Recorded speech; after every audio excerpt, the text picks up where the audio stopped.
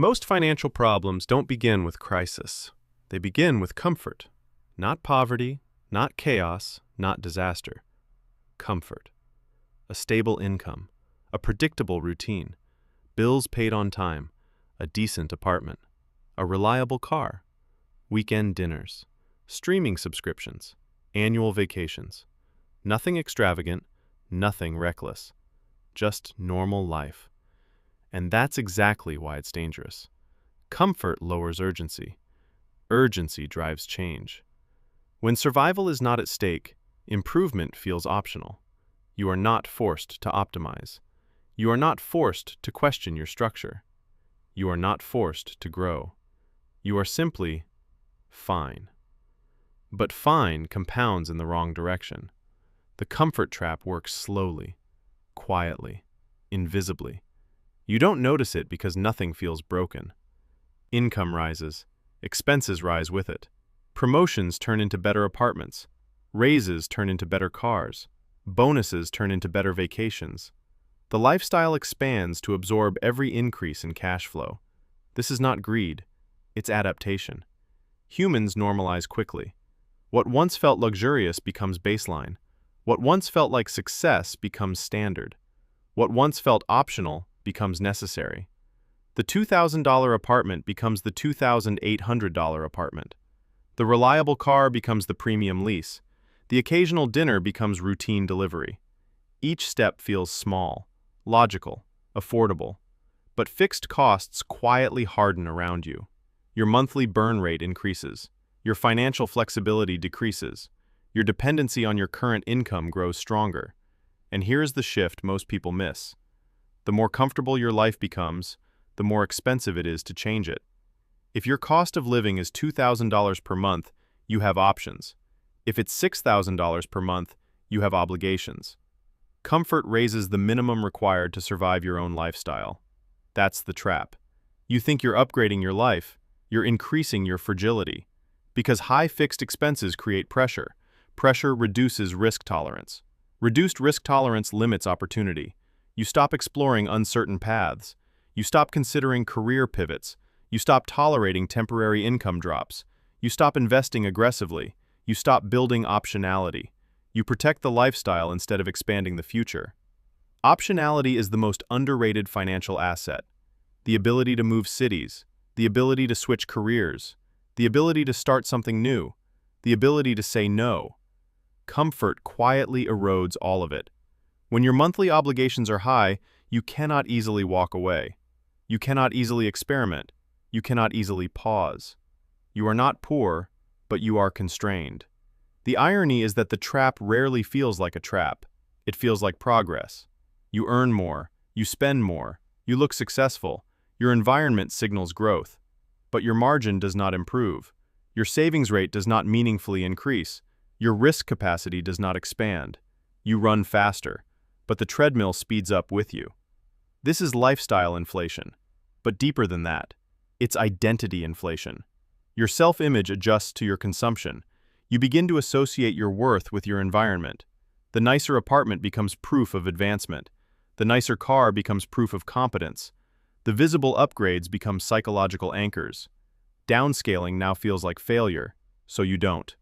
Even if it would increase your freedom, even if it would accelerate investing, even if it would lower stress, comfort becomes non-negotiable. Here's where compounding enters the picture. Every dollar not invested early is a dollar that never compounds. Every year spent fully consuming your income is a year lost in exponential growth. If you delay investing seriously for 10 years because your lifestyle absorbed your raises, you don't just lose 10 years. You lose the most powerful 10 years. Time is asymmetric. Early dollars matter more. But comfort makes urgency disappear. You tell yourself you'll invest more later, when income is higher, when life stabilizes, when expenses settle. They don't settle. Lifestyle has momentum. Once elevated, it resists compression. The psychological difficulty of reducing lifestyle is often greater than the difficulty of increasing income, which means the longer you wait, the harder it becomes. Meanwhile, the external world doesn't pause. Inflation continues. Markets move. Technology shifts industries. Skills age. Competition evolves. Comfort does not protect you from structural change. It blinds you to it. A comfortable employee may ignore skill development because current income feels safe. A comfortable business owner may stop innovating because profits are stable. A comfortable investor may avoid necessary portfolio adjustments because volatility feels unpleasant. Comfort reduces adaptation speed. And in dynamic systems, slow adaptation compounds negatively. There is another layer: energy. High-consumption lifestyles require high-maintenance energy. Large homes require upkeep. Expensive habits require funding. Complex lives require management. Mental bandwidth gets consumed maintaining the present. Less bandwidth remains to design the future. Financial independence is not built on comfort. It's built on margin. Margin is the gap between what you earn and what you need. Margin is what buys time. Margin is what absorbs shocks. Margin is what funds risk. Comfort reduces margin. It replaces surplus with maintenance. You may look stable, but you are balanced on a structure that requires constant income input to remain upright. That is not wealth. That is equilibrium. True financial strength is asymmetrical. It gives you the ability to endure downside and exploit upside. Comfort tends to optimize for smoothness, not asymmetry. It avoids volatility. It avoids discomfort. It avoids temporary sacrifice. But volatility is often where growth hides.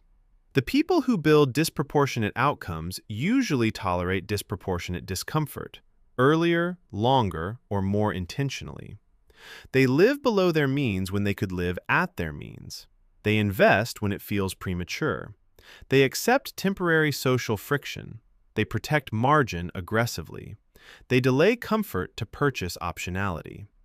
This does not mean rejecting comfort entirely. It means understanding its cost. Comfort is not free. It is paid for with flexibility, with urgency, with risk capacity, with compounding time. The question is not whether you deserve comfort. The question is whether your comfort is limiting your future scale. Because the most dangerous financial position is not being broke. It is being comfortable enough to stop pushing, but not wealthy enough to be free. The trap is subtle. It doesn't announce itself. It doesn't feel reckless. It doesn't feel irresponsible. It feels earned. And that's why it works. The solution is not deprivation. It is awareness. Audit your fixed costs. Measure your margin. Increase your savings rate when income rises, before lifestyle expands. Protect optionality as if it were an asset.